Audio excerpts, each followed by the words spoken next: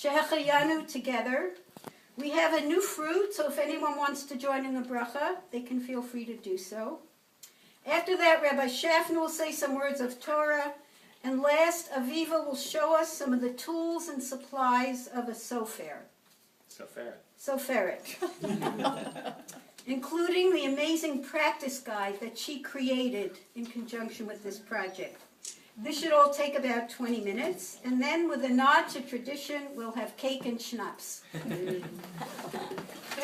We have a station set up in the breakfast room, and after the siyum, if anyone wants to try their hand at sofrut, Aviva will help them.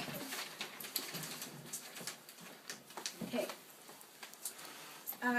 This is a special evening for the St. Louis Women's Megilah Writing Project, and we thank you for joining us as we celebrate the event. Writing a Megillah is a serious undertaking that involves more than calligraphic skills.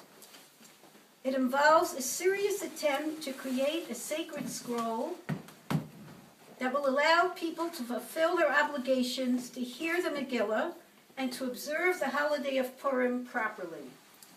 That means learning the laws of writing holy documents and the proper formation of each letter of the Hebrew alphabet in the script that is used for a Torah, tefillin, mezuzot, and a Megillah. For those skills, we thank Rabbi Schaffner for his many hours and dedication in researching and teaching the laws of Sofrut, and for his patience in addressing the many halachic problems that arose during the enterprise. To Rabbi Fassman, we owe a debt of gratitude for patiently guiding us during our first attempts to actually put nib to parchment, for watching and correcting us as we slowly learned the writing of the alphabet. I would like to mention two other people who helped with the process, Shel Meadow for helping us with sewing the pieces together, and Jack Shapiro, our expert Balkore on site, who proofread every word. Oh, wow. Tonight's celebration gives us the opportunity to have you become part of our experience and share our elation as we complete the last rolls of the scroll. May the holiday of Purim, the heroism of Esther, and the rededication of her community to Torah inspire us this year as we read from this scroll written by the women of our own community. Lyle Pura will now talk about the illumination.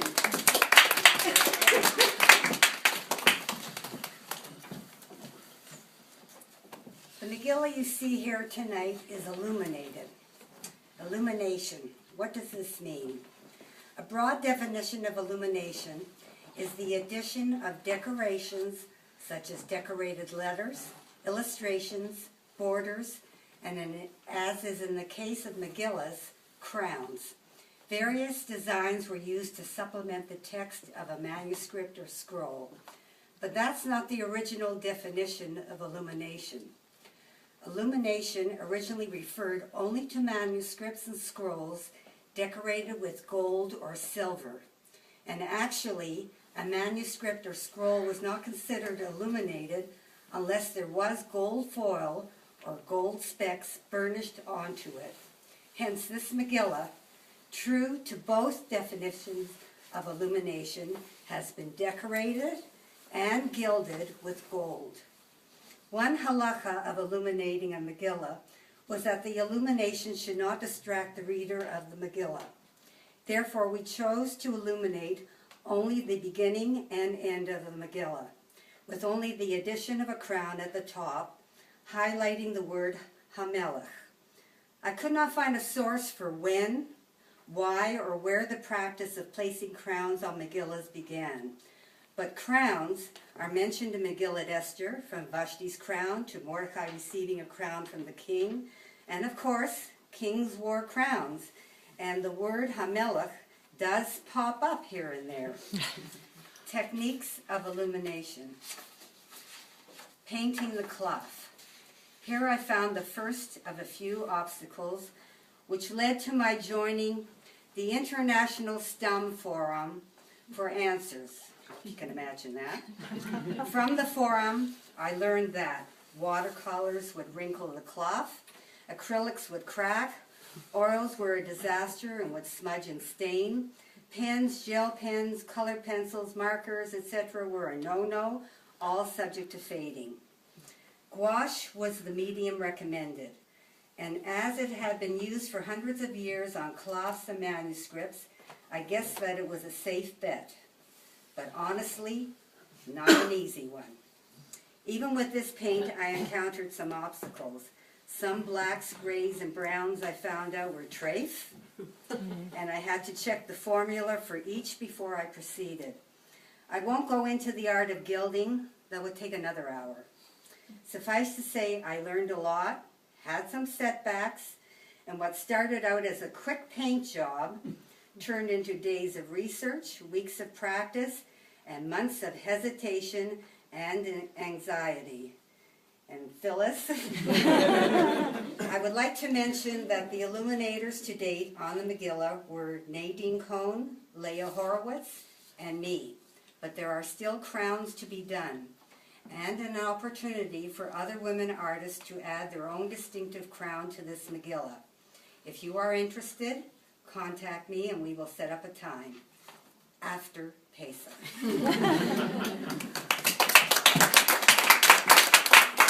Okay, Dorit, will you now complete the Megilah? The word Sia means completion or ending, so here it is.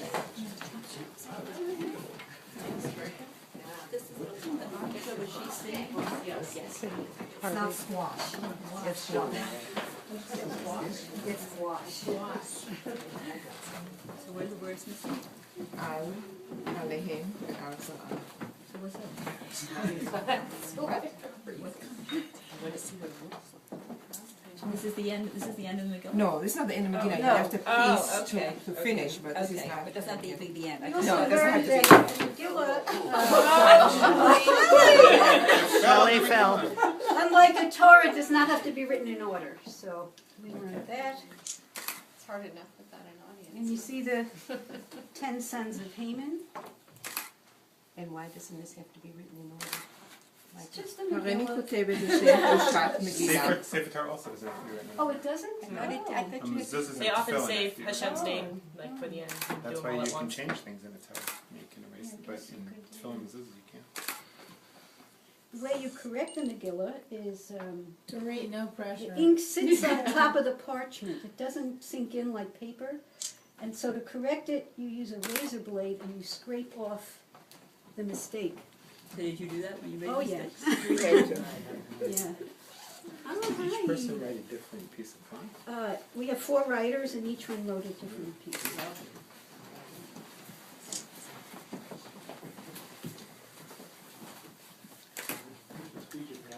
Tell Shelley to be ready for Shehecheyanu.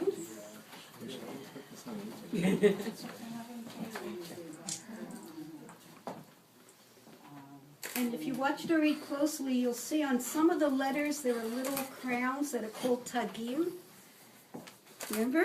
I remember. Most of the letters that have a tagim have 3 tagim, and you'll see Dorit add them to the letters. You could see them more easily on the 10 sons of Haman.